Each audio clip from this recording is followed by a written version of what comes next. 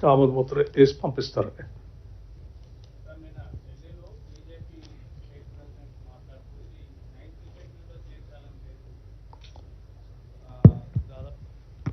Ninth షెడ్యూల్లో చేర్చాలని లేదు. మీరే చెప్పారు కాబట్టి మీరే చేయండి అనేది, మీరే ఇచ్చారు కాబట్టి మీరే చేయండి అనేది స్టేట్మెంట్ ఇచ్చినట్టు. దాదాపు అంటే కోర్టులో పెండింగ్లో ఉంది తమిళనాడు అని ఆయన అన్నారు. మీరే హామీ ఇచ్చారు కాబట్టి మీరే చేయండి, మాకే సంబంధం అని.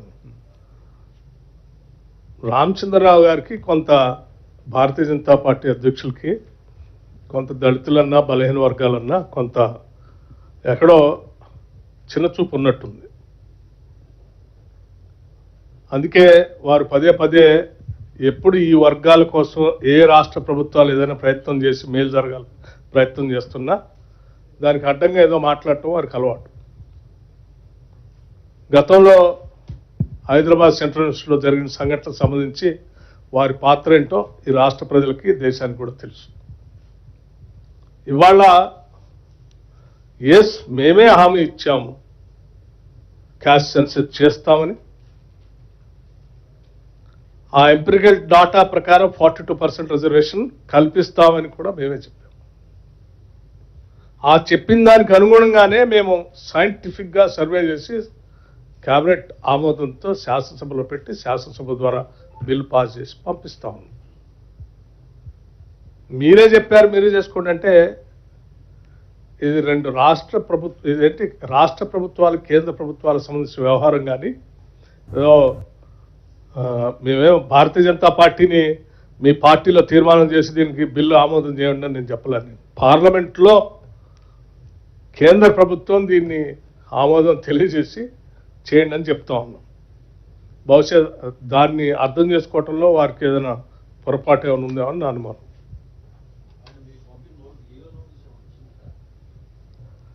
ఇటువంటి లీగల్ నోటీసులకి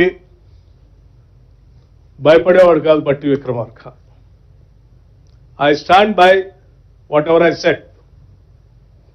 సమయం వచ్చినప్పుడు డెఫినెట్గా ఆ లీగల్ నోటీసు ఆయన చెప్పిన దానికి, ఆయన నోటీస్ పంపించిన దానికి ఆ పార్టీ పరంగా ఏ రకంగా సమాధానం చెప్పాలో తెలుసు, వ్యక్తిగా నేను కూడా ఏ రకంగా సమాధానం చెప్పాలో కూడా తెలుసు. when time comes I'll definitely answer that.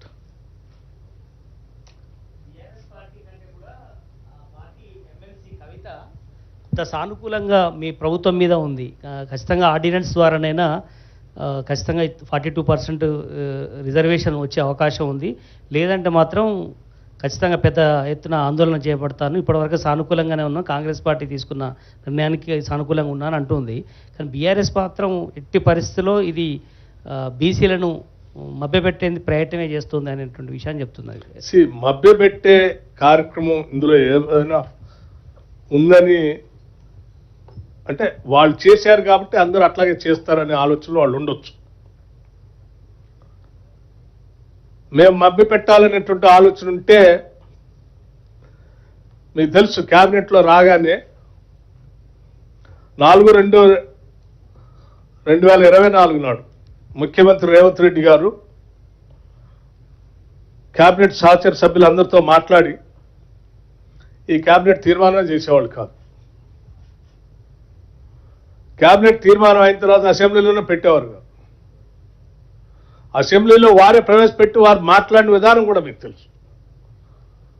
ఆ తర్వాత రాష్ట్ర ప్రభుత్వం జీవో ఇష్యూ చేసి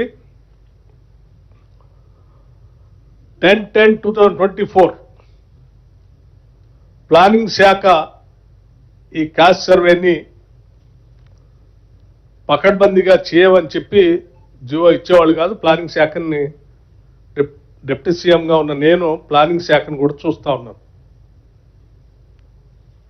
ఆ శాఖ ఆ జీవో ఇచ్చిన నాటి నుంచి ఈనాటి వరకు మొత్తం సభ అయ్యేంత వరకు కాన్స్టాంట్గా మా ప్రభుత్వంలో ఉన్నటువంటి మంత్రులు కానీ ముఖ్యమంత్రి గారు కానీ అధికారులు కానీ సిఎస్ దగ్గర నుంచి కింది స్థాయిలో ఈ కాస్ట్ సర్వేలో పాల్గొన్న కింది స్థాయిలో అధికారి వరకు కూడా ఇంత పకడ్బందీగా చేసి దీన్ని స్పష్టంగా సభలో పెట్టేవాళ్ళం కాదు. ఇవన్నీ ఇంత పకడ్బందీగా చేసి పెట్టాం కాబట్టి ఈరోజు మేము దేశం మొత్తం మీద కూడా దీని మీద ప్రభావం చూపించి చివరికి దేశం కూడా దీన్ని తెలంగాణ మోడల్ ఫాలో కావాలనేటువంటి పరిస్థితి క్రియేట్ చేయగలిగాం. అంటే దట్ షోస్ అవర్ కమిట్మెంట్.